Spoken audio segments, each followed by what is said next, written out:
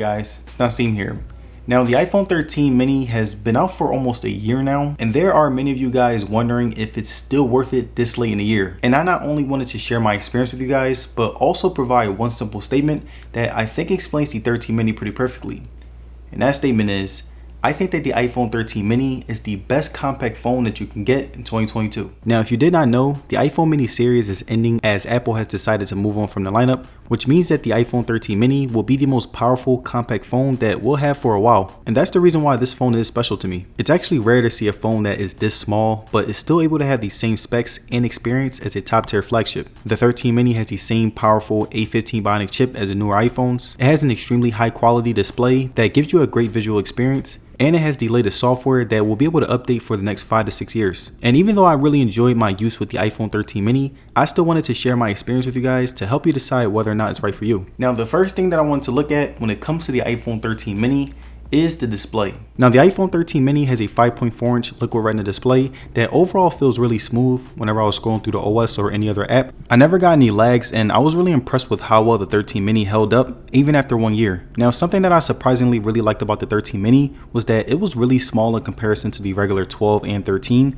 but it still had the full display unlike the SE3. So whenever I was using my phone, it wasn't hard to see anything, and I could still enjoy everything that it had to offer. The brightness was honestly okay at best. Whenever I was outside with my phone and the sun was shining, I would usually have to put my hand over the phone so that I could see better, which was pretty underwhelming when compared to any other phone in the market. The haptics were also the same as the 13. As you can see right here, everything feels really sharp. I didn't really notice any hiccups, and whenever I would press on something, the app animations were flawless and still impressive a year later. Now, the last thing that I liked about the display was how good the overall viewing experience was. The resolution was very sharp, the colors were very vibrant just like on the regular 13, and while the watching experience wasn't as good as the regular 12 or 13, it still got the job done and left me pretty satisfied. And to show you guys what I mean, here's an example of me playing a game and watching a video.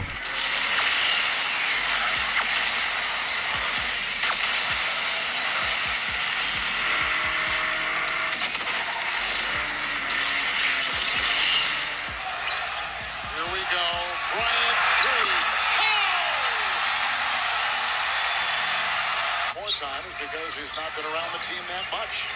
Kobe around LeBron. My goodness, what a display. 10 of 13. Kobe with a game high 22.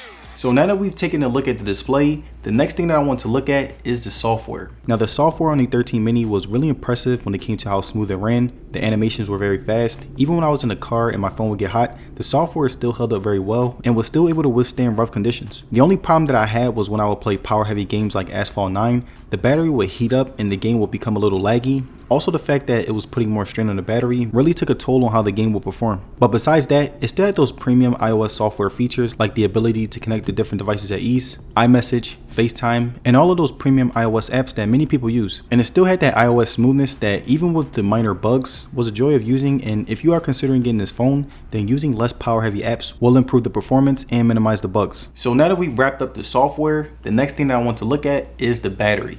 Now, when it came to the battery on the iPhone 13 mini, I would get about 4 to 5 hours of on-screen time, which was much less than any of my other phones. Also, when I would go out, I didn't use any power heavy apps, and I still really struggled to make the phone last throughout the day. And towards the end of the day, my phone would be on 5%, and there were times where I wouldn't even be able to make it through the day, so I had to have my portable on me, or I would have to put it in power saving mode and not use it as much, which was really underwhelming. Now, the charge times were also pretty much the same as the iPhone 13. The only difference is that the battery life is slightly worse on the 13 mini, so the charge times weren't as rewarding. So overall, I would say that the battery on the iPhone 13 mini wasn't that great, but with limited use, you can make it last all day. Now, something that gets overlooked a lot that I really wanted to pay attention to when it comes to the 13 mini is the speakers. Now, the speakers on the iPhone 13 mini weren't as good as the 12 or the 13 because they are indeed smaller, but I still want to say that they were able to hold their own weight. The bass was pretty okay, but that's the case with most smartphones. The overall sound quality was pretty good though. The vocals were very clear, the instrumentals sounded really good. The only other problem that I had was that since they were smaller speakers, they weren't as loud, so that could be a turnoff for a lot of people. And to give you guys an idea of how the speakers sound, I'm going to play a video so that you can see how loud they are.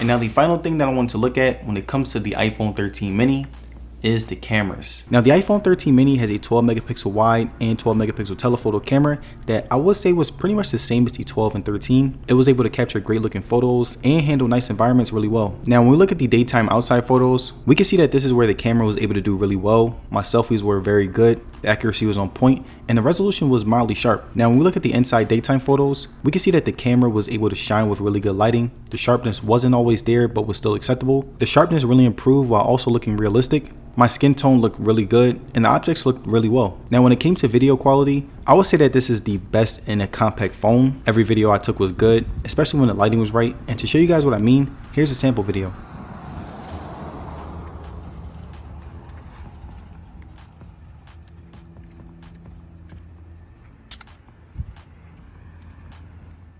Now coming to my final conclusion, I think that the iPhone 13 mini was a good phone, but if we're being honest, it wasn't perfect and still has some things to improve on, and hopefully one day the mini series can be revived. And there it is, my review on the iPhone 13 mini.